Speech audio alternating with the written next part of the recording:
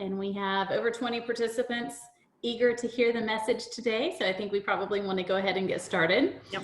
And by way of introductions, just want to initially introduce what this webinar series is, which is Q&A with ACS Laboratory and Greenpoint Research. ACS Laboratory is one of the premier testing laboratories in the United States, and they are a well-known, reputable laboratory that we partner with. They've been a valuable partner in the state of Florida and beyond, especially on the East Coast. And this is our third webinar in the series of 3. The previous 2 weeks, we went very in depth on how to read a COA and also some of the steps in compliance. And so today we're going to be going deeper into some of the questions we had in our last webinars, but then also in depth some of the quality questions that come to mind, more testing information, and then also deeper into the topic of terpenes, because you guys said you really wanted to hear a lot about terpenes. So a couple of notes: we will have the webinars online by the end of the week. So not just this one, but the other 2. We just have to do a little bit of editing just to clean up the beginning and end, just to make sure they are as seamless as possible. So those will be up by the end of the week.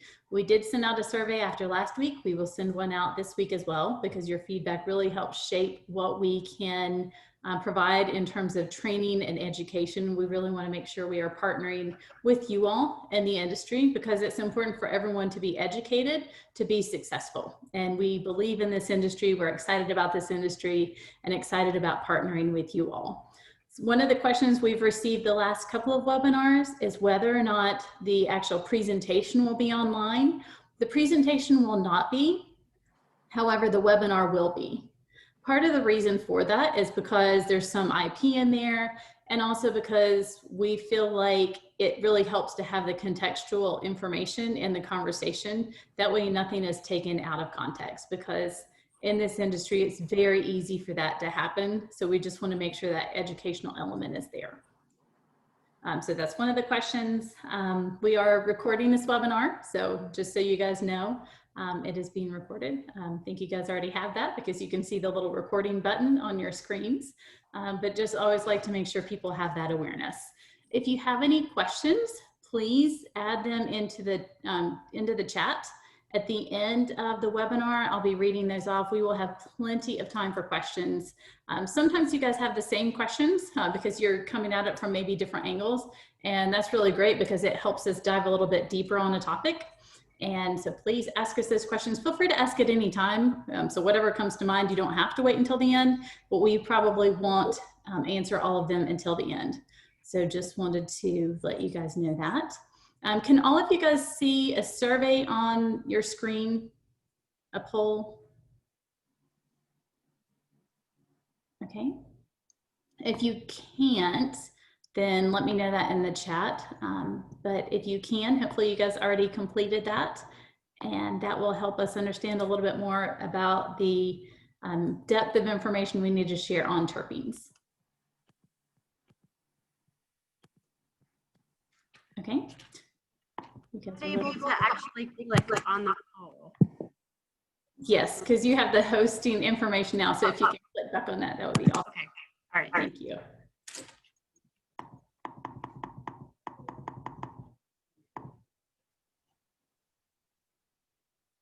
You may have to click. That's okay. I just needed to see. Okay.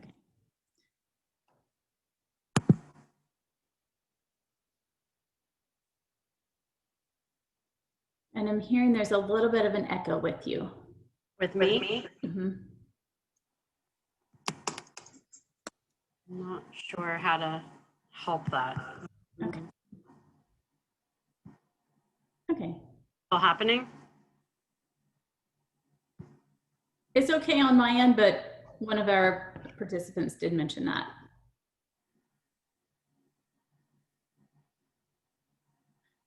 Do you want to make me the host for a second so I can add up the poll again, or do you want to enable it from your end? Don't know. Allow panelists to vote, right? Launch polling like that. Okay, got it. Awesome. Okay, so if you guys can take the poll quickly, that would be wonderful. That way we have that perspective.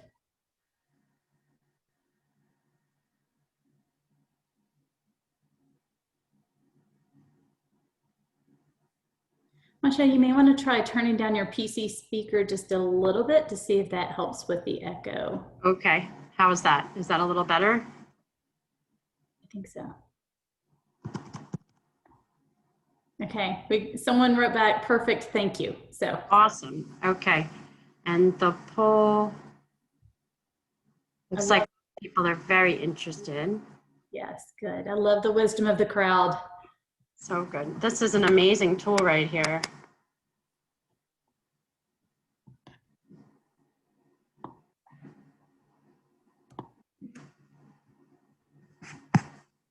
So then do I end the polling once everyone has voted, or what's the best way to do that? You can. How many have voted so far? So we've got 16 of the 25 who have voted. Awesome. Yeah, about 64%. That's pretty good. Fabulous. Okay. That's So great because some people may be on their phones and unable to vote. Yeah. So you could probably. That's okay. I mean, that gives me a good idea. So yeah, I'll definitely dig into it a little bit more. Okay, awesome. And you Cool. may want to show it on screen or you can end it either way. How do you show it on screen? Do a Good. share screen? Uh-huh.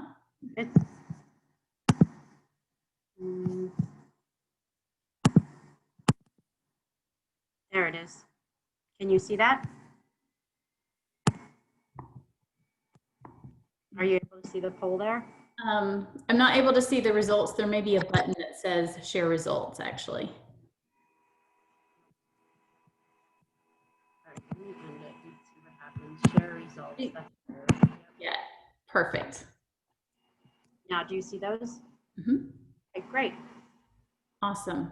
Let's get started. Okay, so I'm going to stop sharing the results. Yeah, 89% were very interested or somewhat interested. So that is extremely helpful. Okay, awesome. So I'm ready to start. Yeah? Okay. Cool. Hi, everyone. Thank you for joining us today. My name is Masha Belinson, and I will be talking about not just about our laboratory and how we test, but how it relates to your business.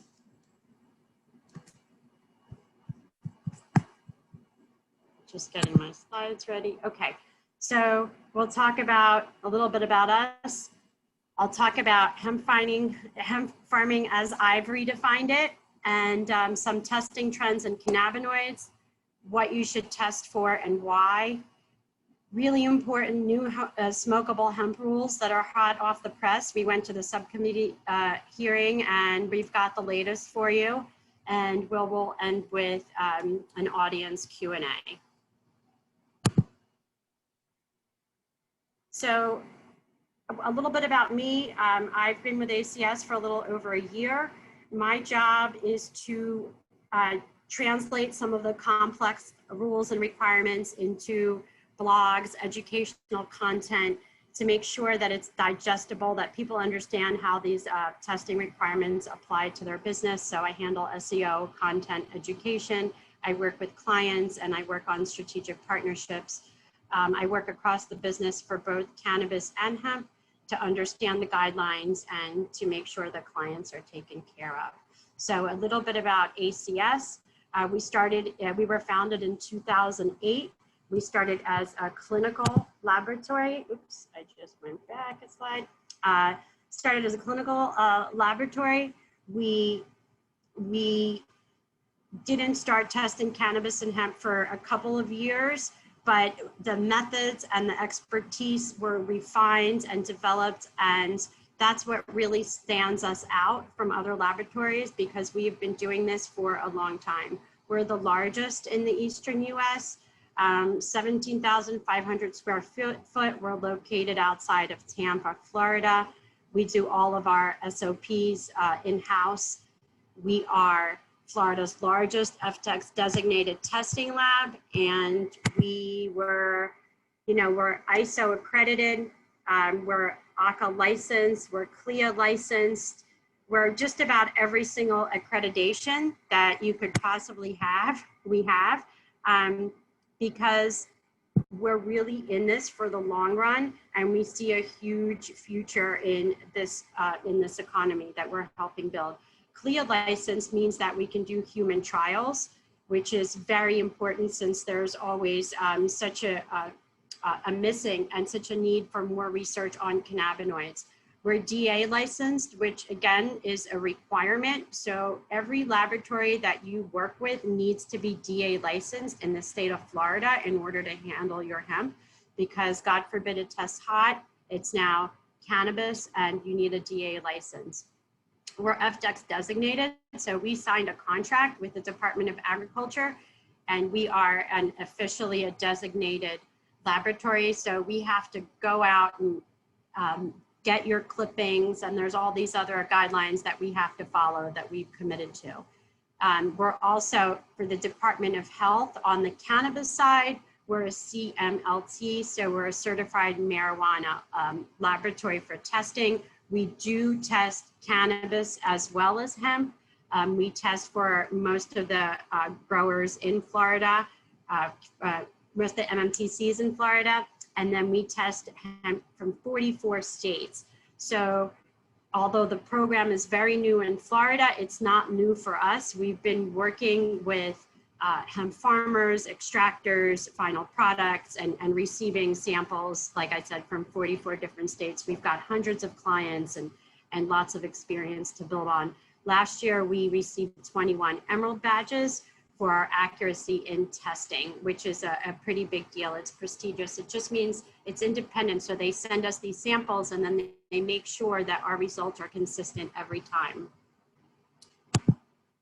So when we talk about testing, so I don't know who has been here for the other webinars. The first webinar, Roger Brown, our president, did, he really talked more specifically on how to mitigate your risk as far as creating your lots, and very, very focused on the early stages of farming. The second webinar, Joseph Jeffries spoke about how to read a COA, and he went into a lot of detail. So I'll make very brief references. I will not go into detail on how to read a COA, but for those that missed the webinar, Robin said that she would have a recording, I think within a few days, so you can look for that. But for now, what you need to know is the certificate of analysis. So when we talk about testing and the results are published, they're published with this COA, and I'll constantly be referring back to it. And the COA is then passed to the consumer. So it's not just for you, it's also what's eventually going to be passed for whoever your end buyer is. And we'll get into that a little bit more. The COA verifies all of the requirements, all the testing requirements, all the performed tests and all that. This is just a very small snapshot of it. And again, we did go into this in detail at the last one. So I just wanted you to see, I'm going to be referencing it again throughout the presentation. So I want to know, a lot of this depends on what kind of a farmer are you? Some people are new. I mean, we're all newbies. This is a new industry, but maybe you're new to hemp, but you've grown vegetables or fruit before. Maybe, but you're still new to hemp. You're not a new grower, you're not a new farmer, but you're a new hemp farmer. Maybe you have grown cannabis before. Maybe you just did it, on the download, but you were growing and you understand good cultivation practices, but you're still new to hemp, even though it's similar. So in general, everybody is new in a certain way. One of the things that has come to my attention, and this is not through Google or this is not through research, this is what we've started to do as we've launched our hemp clipping program. And I've had the privilege to go out on certain sites and look at, even though it's very early, look at some of these grows, and it's just been really amazing. There's a mind shift that needs to happen. So it's really, if you are growing your hemp for smokeable, which most people are right now, they're not doing it for industrial use, or you're growing it for consumption, there is an emphasis on trichomes. So think of yourself not as a hemp farmer, but as a trichome farmer with an emphasis on the farming practices that will enhance trichome development. So we think of it as a three-legged stool. And so trichome farming, and I'm really simplifying this, but you know, for the purposes of this presentation, trichome farming, like any stool that requires three legs, if one is not there, it's not going to stand up. With trichome farming, you need to have good genetics. You need to have good cultivation practices, and let's not forget about the curing and the drying. That's a very important element. So for those who are focused on the farming part of this business, you have to really be mindful about those three elements all at once. And right now, I know the focus has been, and through Greenpoint research on there's, you know, getting the genetics from them, the seeds and the seed starts. I know that they've had webinars on that and are more than happy to speak to anybody and educate them. They also educate on cultivation. And I believe the last webinar was on curing and drying. So I don't need to repeat any of that. We're not the experts on that, but I want to discuss this as it pertains to your business and to testing. So trichomes, you know, why are the trichomes important? So on the left here, this is an actual picture from that I got permission to use from Green Key. And then on the right is just, you know, I just had to show you like a different variety of them. But trichomes, those are the trichomes are where all of your cannabinoids and your terpenes live. This is a very basic chart that explains cannabinoids. So I'm not going to go into a lot of detail, and we have a limited amount of time. So I'm going to just step through this quickly. Cannabinoids are, so everyone is obsessed, right, with THC, as they should be. We're looking at, it's got to be it can't be more than 0.3%. It can't test for that, or else it's hot.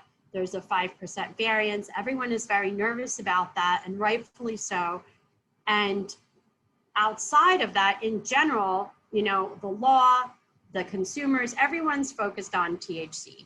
But the plant itself has over 112 other cannabinoids. So we all know about CBD, there's THC, but there's CBG, there's CBC, CBT, there's so many. I'm not going to go into all of them, but for the purposes of this presentation, so that you understand, when the plant starts to grow, the precursor, the very first thing that you see that appears is the CBG in the form of CBGA, which is an acid. So everything starts with the A's, because that's the initial plant growth. As it's exposed to heat and over time, then the acids drop off, it loses, I'm not a chemist, it loses a molecule, and then it becomes THC or CBD, CBC, CBG. But the one thing and the oldest one is CBN. So why is this important? Well, when you have a product that could be in danger of being hot and you're testing early, then you might have to harvest early, and so you'll have a CBG rich plant. If you've got a product that's been, you know, that's been sitting around for a while, for whatever reason, and it's aged, chances are it's going to have more CBN. And I'll explain, why do we care? Why should we know this? Because without going too far into the detail, whether you're a new farmer or you're new to hemp but have sold products wholesale, new to hemp but have sold products retail, the reason that there is such a hype about these cannabinoids is because they balance our endocannabinoid system. We have a system within our body, we've got receptors that are there that mimic what the receptors from the plant do. And so the endocannabinoid system can be balanced with phytocannabinoids. And that means your brain, everything, your entire body, your brain, your eyes, your muscles, your heart, your digestion, your bones, all of that is regulated by your endocannabinoid system. And when it's not balanced, you have what's happening today, which is these, people aren't healthy, they're stressed, they're, I don't have to go into it, but and they have inflammation, pain, cancer, all of these disorders that the pharmaceutical industry is treating with like life maintenance drugs, when all they really need is the plant, and they need to figure out what are the right cannabinoids and terpenes for them. I'm sure a lot of you have seen this. This is not new.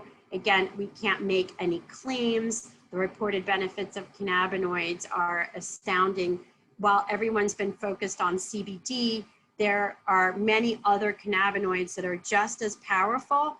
And, CBD obviously is the most popular right now, but now there's other research that's happening on CBG, on Delta 8, which I can talk about later. I don't cover in this presentation, but if you have questions, we'll address those. It's just very important to be educated and to know that if you are, for your smokable, if you're, whether it's smokable flower, that's your end goal, whether it's going to be extraction, that product needs to be rich in cannabinoids.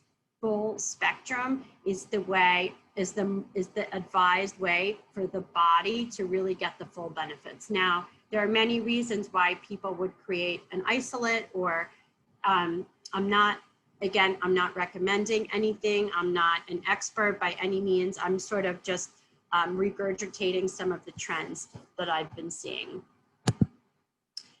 As it applies to testing. So when you hear, oh, a potency test, people just think, oh, it's just THC potency. Well, no, the potency, what we're testing for is the potency of potentially 17 cannabinoids. Now, your eyes are probably glazing over. It's a lot of information, but let me just tell you what you need to know. So 11 cannabinoids is the basic test. So we're testing for the potency of THC, Delta 9, obviously for hemp cannot be more than 0.3%. There is a 0.05 variance.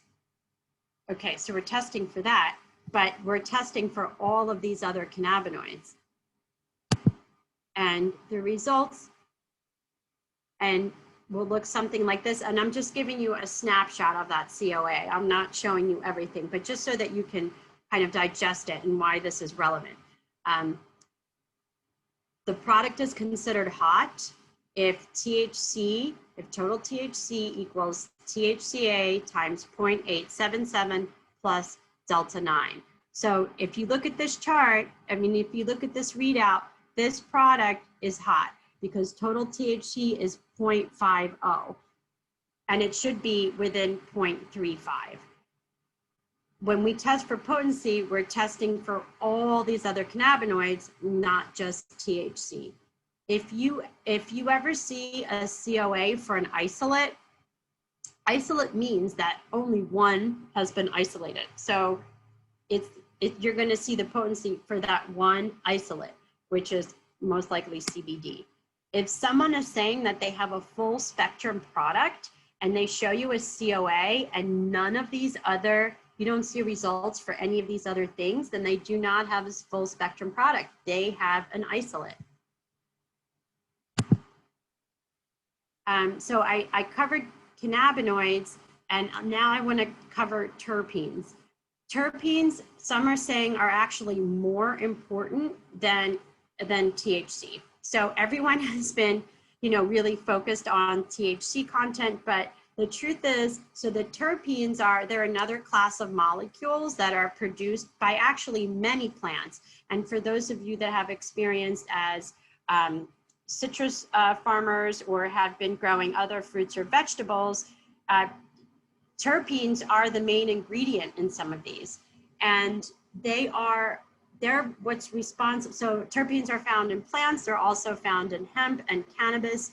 It's the aromas. So if you're growing flower for eventually smokable or for eventually concentrate, these terpenes are very important because that's what's gonna it's a little steering wheel. It tells your body how to feel. And they taste either citrusy or woody or piney, and they're expressed during the drying and curing process. So that's where I was talking about that third stool, that third leg of that stool. That's where the terpenes are coming from, or where they're most expressed. It's the aroma, it's the yumminess, it's like the Quickly, the most common ones are myrcene, which is also found in mangoes, alpha-pinene, caryophyllene. So pinene is something that it could also cause, like for cannabis, for marijuana, people do report that sometimes it'll make them paranoid, and many times it's because of the pinene. Caryophyllene is very important. When you have a high presence of caryophyllene, that helps with inflammation and pain. It's an antidepressant, and it's going to taste a little spicier. Limonene comes from lemons. That really creates more of a mood, anti-anxiety, anti-pressure. Again, we can't make claims. This is, what people have reported. Humulene, really important. It suppresses, it's known as an appetite suppressant. It's also found in beer. And then, some of the strains, and now strains, I'm referring to cannabis strains, but you get the idea of how they relate to each other and why they're important. Lineol is another very important one. But these are all of the terpenes that we test for. We test for 38 of them. Only these are the ones that are most known, but these are the ones that we test for. Okay, and that's what the result would look like. You would see at that part of the COA, you would see the presence of, so this one has caryophyllene in it. And this one also has a lot of myrcene, which is great. It's got lineol, it's got the humulene. This is a really nice balanced product. So again, back to you. What kind of a business are you? Again, we could be new, we could be experienced, but the thing is that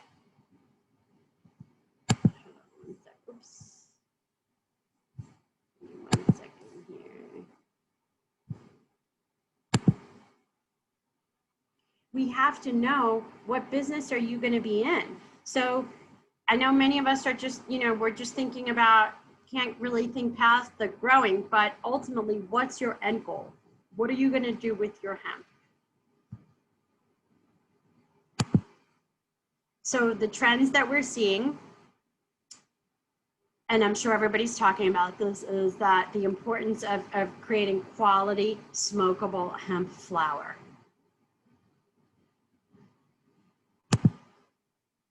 So what I want to cover in this timeline is, as you take a step back from, and this is a lot of information, so I want to give you, this is very high level, and we can cover specifics in the questions. You can call us, we're here for you. The learning curve is pretty big with this. So I want to try to simplify it, but focus on what's important. So before planting, and for most farmers that have outdoor grows, you want to test your soil first for pesticides and heavy metals. Even if you've been growing, even if you've had an organic farm in the past, there are certain heavy metals that have unfortunately showed up on even in organic soil. So it's important to test that soil first. It's what we call R&D testing, but it's a quick test, and it could save you a lot of pain and heartache in the future. Hopefully the soil that you're getting, or if you're just buying soil, or if you're buying cocoa, which is coconut husks. And that's another trend where I've seen mostly the cannabis growers have been using cocoa. If you're growing hemp indoor, that's, you know, I've also seen that with a lot of, well, not a lot, I've only seen a few so far here in Florida, but they've been using cocoa. And when you have cocoa, you don't need that soil test. So it's a step that, you know, you don't have to take, but it's also, cocoa is not necessarily scalable. So if you have acres and acres and acres, you're not gonna be growing cocoa. But so that's just something to note before planting, before harvest. So we did a whole other presentation on this, but you have to email FDACS 30 days before you're going to harvest, and that information is on our website. And then you have to call us out 15 days before so that we can come out and do the clipping. But that's the compliance. That's the compliance test, which is for potency only. And when I say potency, I'm talking about cannabinoid potency, what we just covered in the beginning. They're not requiring that you test for microbiology and pesticides. Again, it's an R&D test. So there are certain R&D tests that we are recommending that you do. They're only going to help you project how the quality of your product, and if God forbid you need to mitigate your risk if something comes up with microbiology or pesticides and you're testing early, there's ways to remediate that. When you're too far down, it'll be too late. And so it's very important to just stay one step ahead, to start slow, and to test, you know, to test along the way, and to stay in touch with your laboratory partner, whether it's us or whether it's someone else. I mean, we hope it's us. You know, we're here for you. This is a marathon that we're running, and we know that everyone's going to make mistakes. There's going to be, we're going to have to, there's constant changes, but it's very important to just keep checking in and keep testing so that you can understand the growth and the development of your product. So after harvest, after you've gone through that three-legged stool where you've gotten the great genetics, where you've practiced the proper cultivation and farming practices, you've done the proper curing and drying using all of the recommended best practices, you're gonna have to test again. So you would be testing again for terpenes, pesticides, cannabinoids, heavy metals, microbiology, and moisture. If you are going to, so that COA, once that comes out, that's the COA that you use to wholesale to whoever your buyer is. If you're going to go one step further and now take that product and send it to extraction, then after it's extracted, you have to do another set of tests, which again, cannabinoids, and sorry, let me just clarify, terpenes are not required. They're not part of the compliance panel. It's $98 to include terpenes, like to include them for all of the reasons that I stated earlier. If you want to be competitive, if you want to show that you're growing a quality, smokable hemp product, I highly recommend that you test for terpenes. So again, so then after extraction, so in the extraction process, it's whatever your extractor is going to be using. Maybe they're using CO2 extraction or supercritical ethanol extraction. BHO extraction is not legal here. And the third kind is solventless. And I'm not going to cover that in this webinar, but to understand, when you have gone through the extraction process, there are certain solvents that could be introduced, which is why we test for residual solvents. And if it does come up for that, again, there are ways in extraction to remediate a lot easier than with flour, which is why we have to test so often and so early. And then after production, that's a whole other conversation. Again, people who are white labelers, again, what kind of a hemp business are you, right? Are you growing? Are you wholesaling? Are you Are you a white labeler? So there's a whole other set there, because even though you're working with a product that's already been tested, many times you just swap out your name on the COA, and that's a service that we do.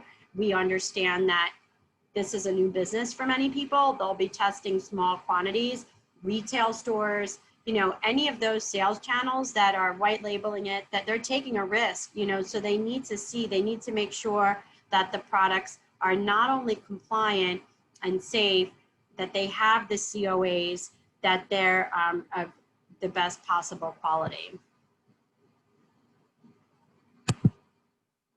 So again, it's a lot of information for people looking at this for the first time. I like to keep things very simple. So today's full panel. So when we say to test, to be compliant with the full panel, it does not require terpenes. I'm just gonna leave it at that. It's to your benefit to include terpenes for all the reasons I stated. But if you're testing just flower, the full panel, to be compliant, the COA that you are producing for full panel for the flower is gonna include potency, pesticides, mycotoxins, pathogenic microbiology, moisture, and heavy metals. That's what we test for. If you are testing edibles or derivatives, same thing.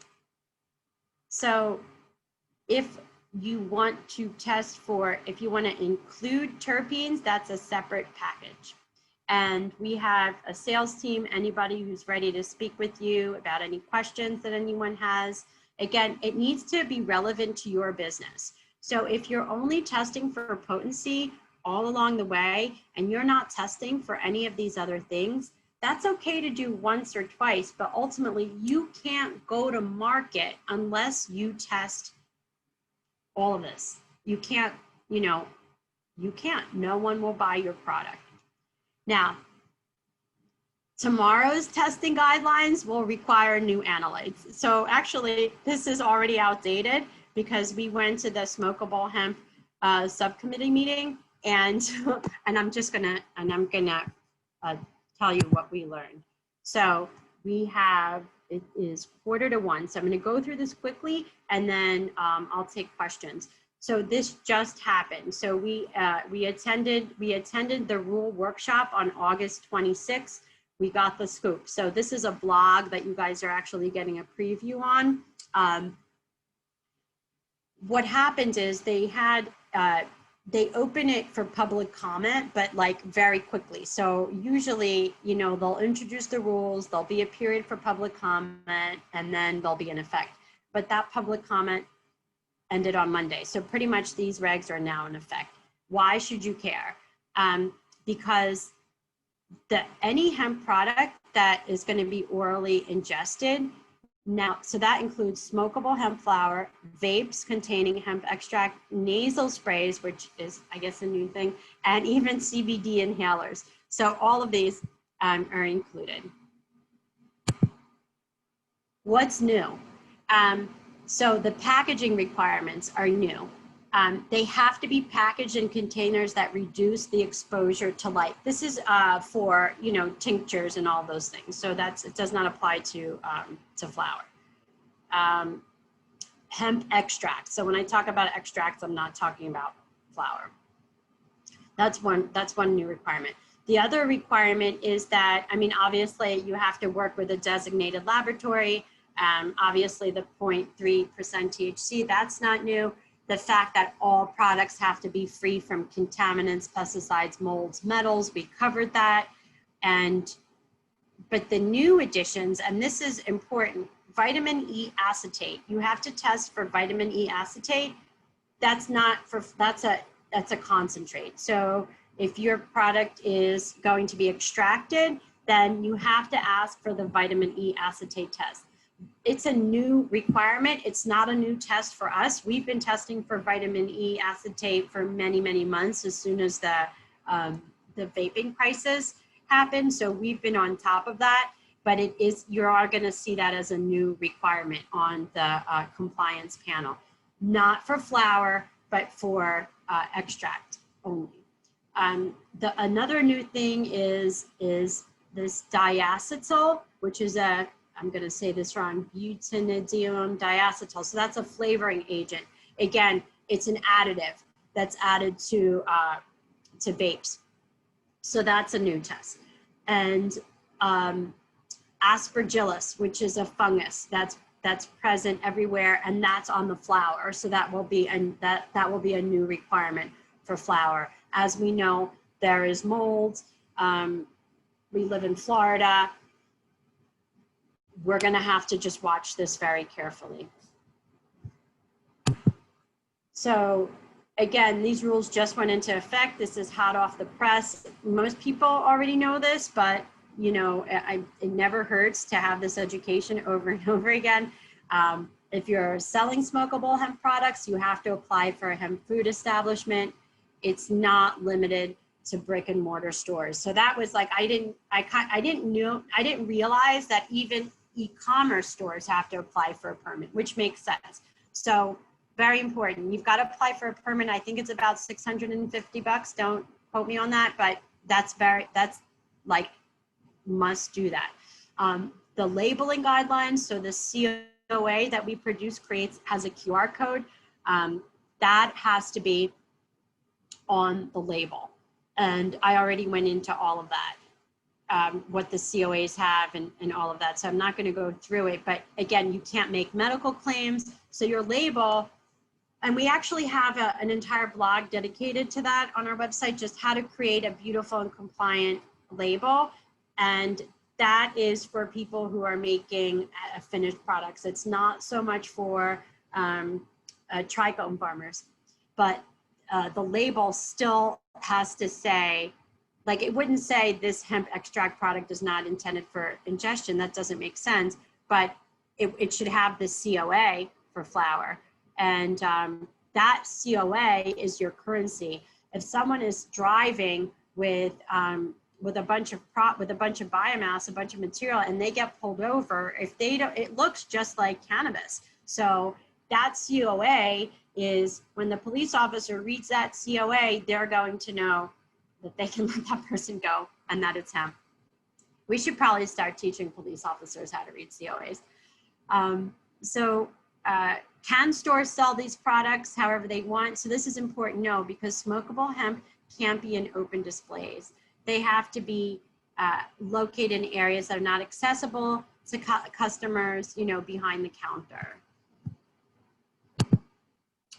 So bottom line, obviously, these regs are really huge for us and huge for consumers. It means they'll have a peace of mind with these products. It's obviously, these rules are a really big deal. We've been way ahead of the game. We've been testing for some of these for a very long time. We have an opportunity to really create an extraordinary hemp economy here in Florida. And, you know, we're here for you. We want to educate. We want to partner with you. We love working with Greenpoint. They're an incredible source of education and products, services, all of that. And I am open for questions. That's it. We got 12 minutes for questions. Okay, fantastic. Thank you so much. So we already have a few questions coming in. I think you did a great job making a complicated topic look very simple. And that's what we really all want to do, is be a partner to the industry and help educate in order to advance everything we're trying to do. So a few of the questions that came in, I'll go ahead and hit them head on. One of them was with regards to industrial hemp and any testing needed there. So this is fiber for building materials, industrial fiber, things like that. Are you all testing, and what do you recommend? Sure. So it's the same set of, I think it's, hold on, let me just look.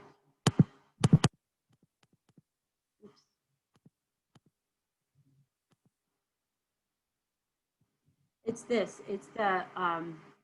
this package for industrial hemp. It's that's to be compliant. So we still have to make sure that it's less than 0.3% THC, which most of it is just genetically, it's got, less than that. But we do still have to test it for all of the, the toxins and all of that in order to sell it. Okay, excellent. You don't have to test for terpenes if you're doing industrial hemp because it's not a selling point, so it's I think it's a different, it's a different market because it's really, and also, Greenpoint can answer this more, like for industrial hemp, is the curing and drying process as long? And that I'm just not, I can't answer that question. Because I really mostly work with the ingestibles and I know about the curing and drying there and how important that is. So that would be an interesting question if someone can just kind of jump ahead. But I'm curious if there's a difference for the curing and drying process for if it's going to be industrial. Oh, sorry, one other thing. The trichomes for industrial hemp are not as important. Not that they're not as important, but we talk about being a trichome farmer and trichome development and why we need these trichomes because they have the cannabinoids and the terpenes, and why, because, to ingest them and to create a better experience and, a better smoking and all of that. Well, we're not ingesting industrial hemp, although we could be putting it in our clothes. We could be, so we're still in contact with it, but there's not as much of an emphasis on those elements. Sure. Okay, perfect. Thank you. Okay, next question is with regards to e-commerce. Will the e-commerce permit only be specific to businesses selling to people who live in Florida? No, definitely not. So this is interesting, and I also didn't cover this, but what's really cool is in Florida, we test to the highest standards, the highest. So in Florida, we test for, I believe it's like 67 pesticides now. It's on our website. And not to dog anybody, but like in Colorado, it's required to test for 13. In California, it's required to test for 31. In Massachusetts, it's 9. So 67, I think Utah is the only other state. So if you are, it's really about, if you're using Florida testing guidelines, you can sell your product anywhere in the country and it will be compliant. That's pretty important. I think that's very important.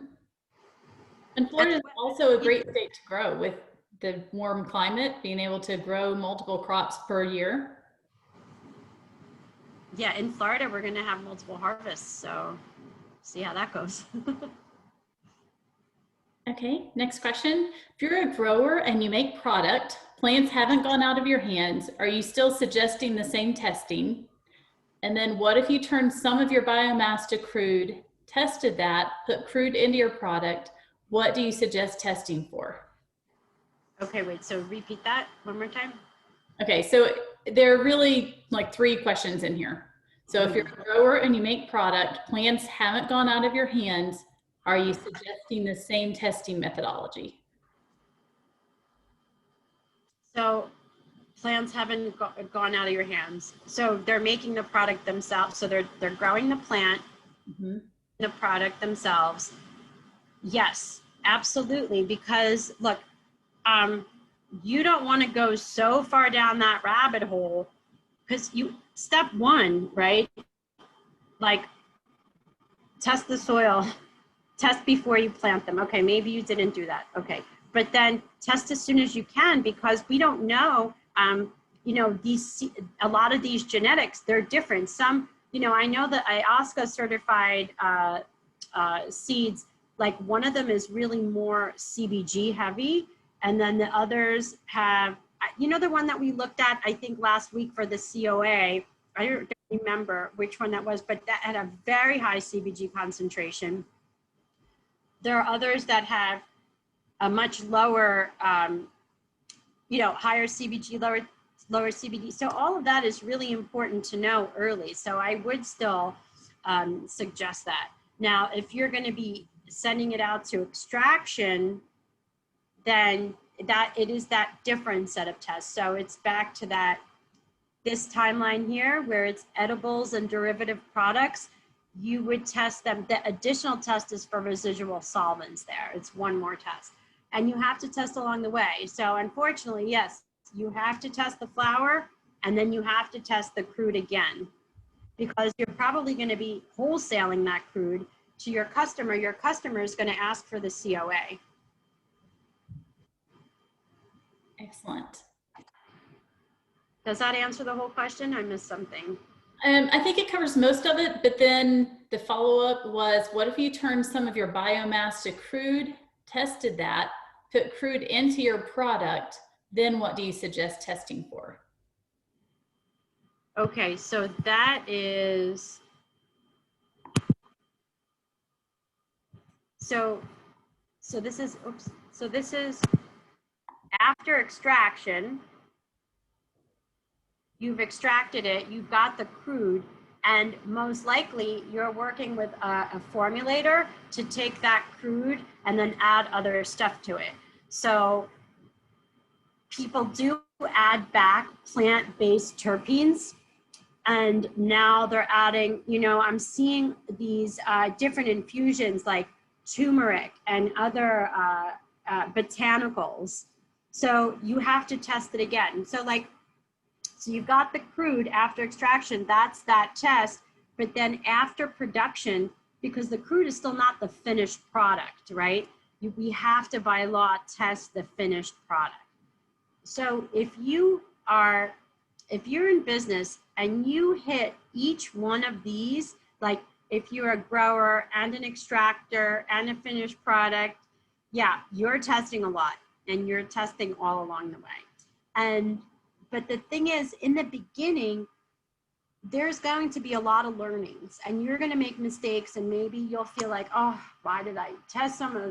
But at the end of the day, you're going to have that data and you're going to understand exactly what pitfalls to avoid. So it's better to be cautious in the beginning. You could save they say penny wise, pound foolish, like spend a little bit of money. And it's not even about the money, it's the peace of mind to make sure that you're going in the right direction. You're investing in your product. I mean, the markup on these, and this is potentially such a lucrative business, it will rebuild our economy, but we have to focus on creating great product, because remember, we're competing with states that have been doing this for quite some time. So they have a leg up on us. And even though we are going to be the biggest and the best, and I have no doubt about that, let's learn from their mistakes.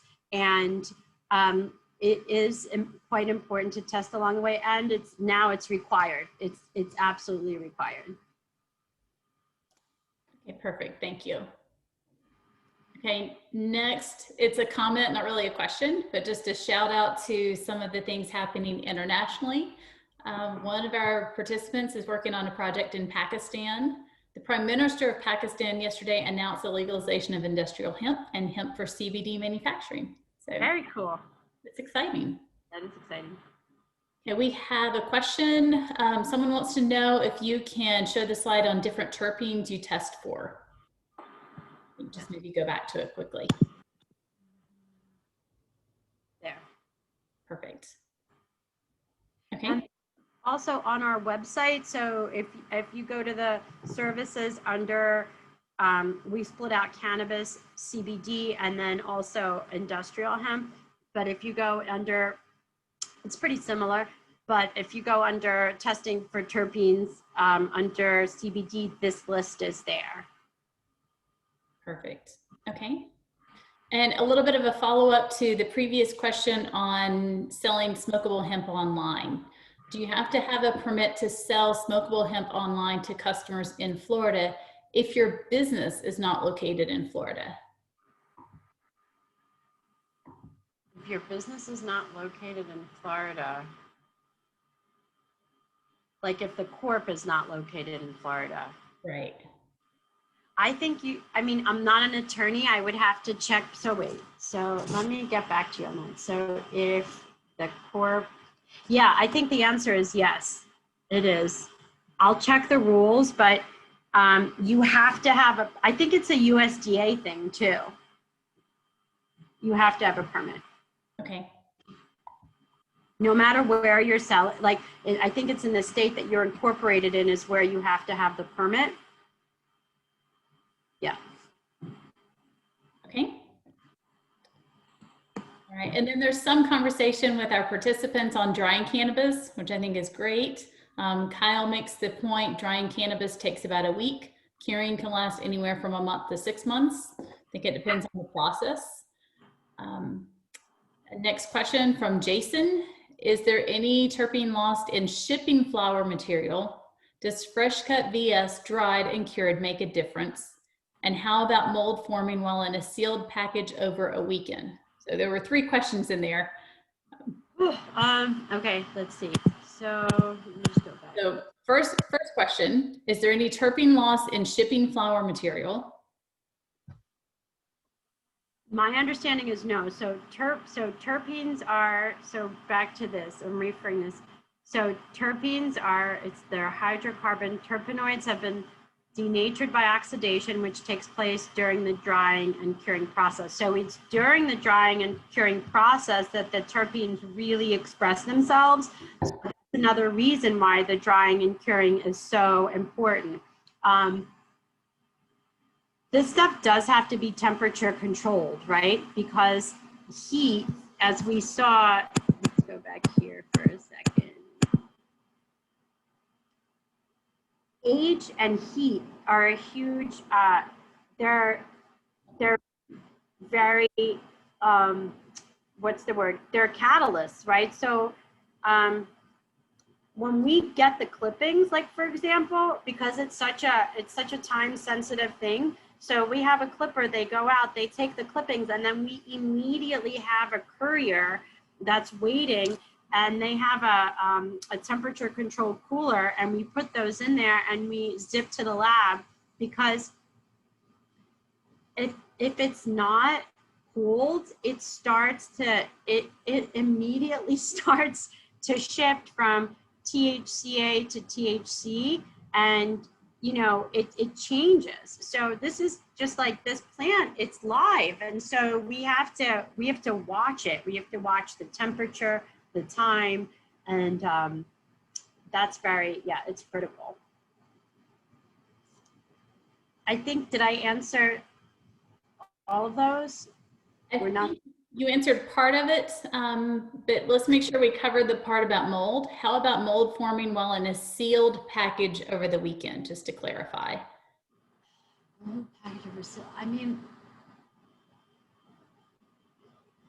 I can't really answer that. So we ask for we ask for the samples to be, if they're sent to us in a certain way, that prevents it. If we're doing the samples, we put them in like a breathable package and then in a cooler, and then it's gone. So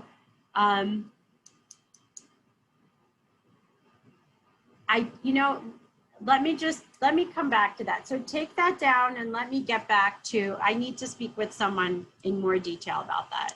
Okay. That's great. And this is why we have a network of experts that we're all working with to make sure we give you guys the best information. Yeah. Okay, next question is actually a trend question. Is it a growing trend to have just terpene products without CBD or THC compounds? No, because I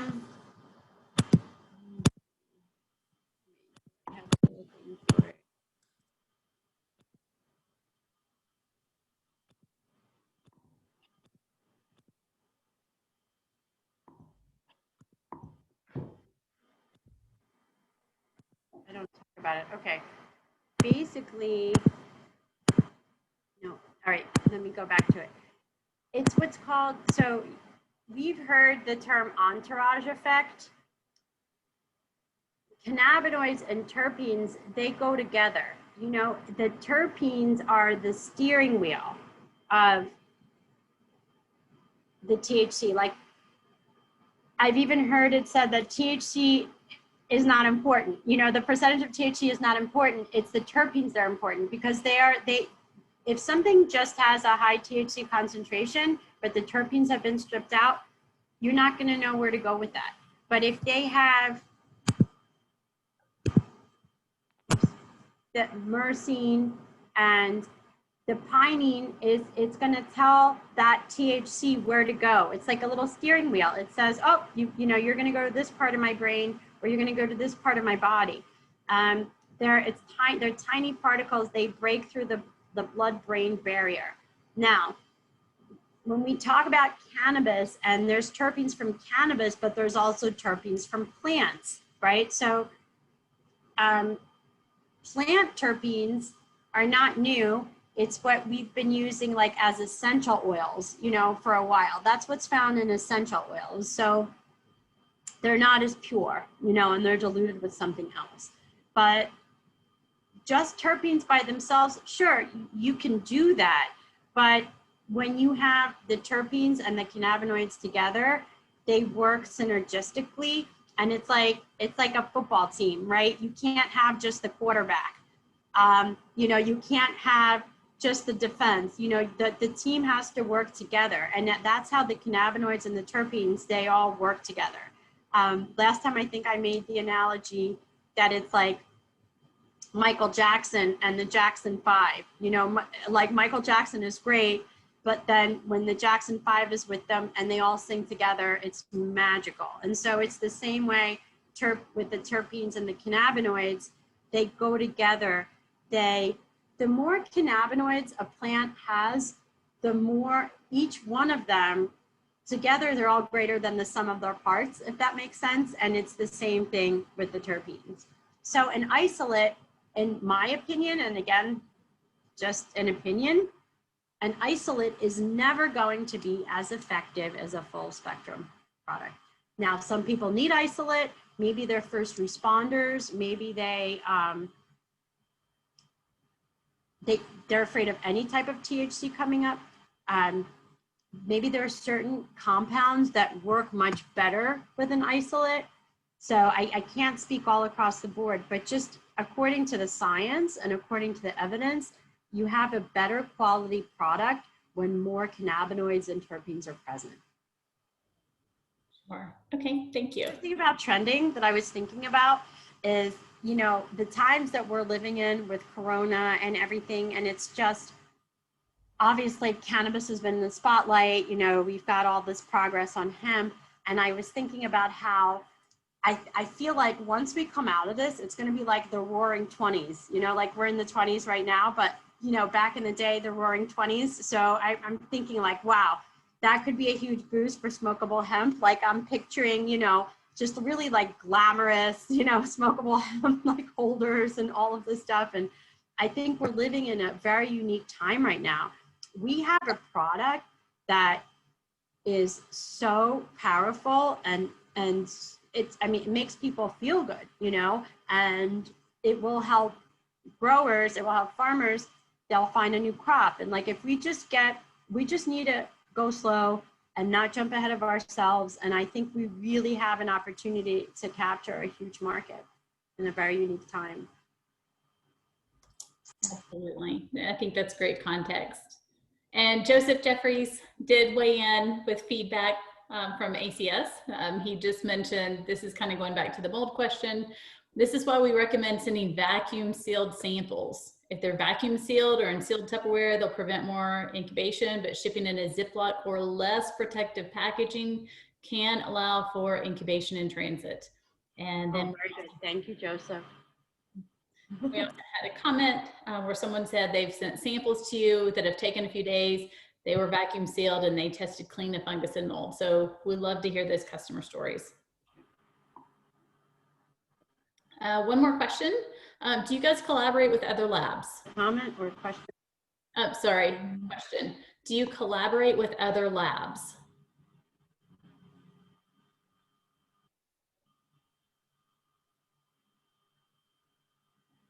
Ooh. Sorry. Hello? I lost the volume.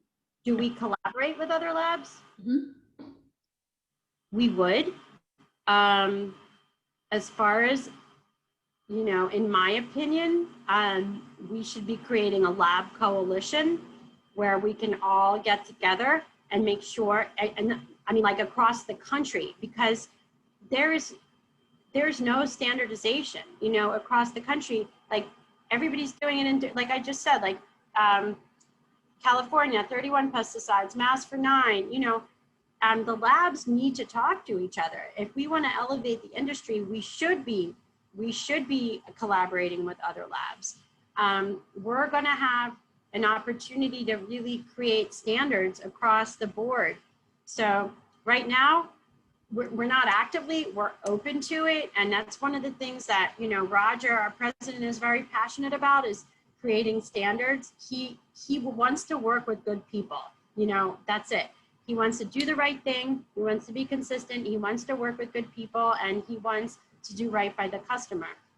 And so we should be, you know, if we're not, we will be. So we could. Right. What lab is asking? This was just a participant question, and Okay.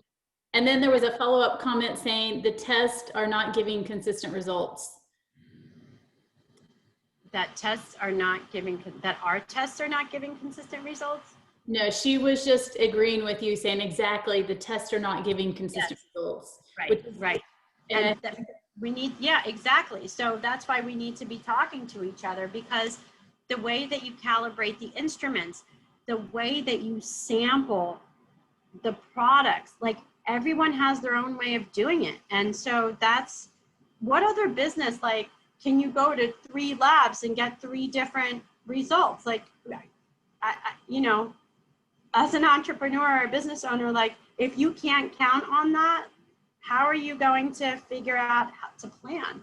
So I agree, it's a problem, but we're working on it. I know we have consistent results. I can only speak for us. So, but as far as the farmer and the wholesalers and the retailers, like I understand their pain, you know, and we're here to help them.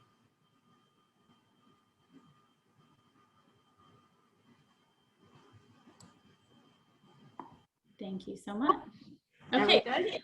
I think so. I think we are good. We had an awesome Q&A session, excellent presentation. Thank you so, so much for sharing.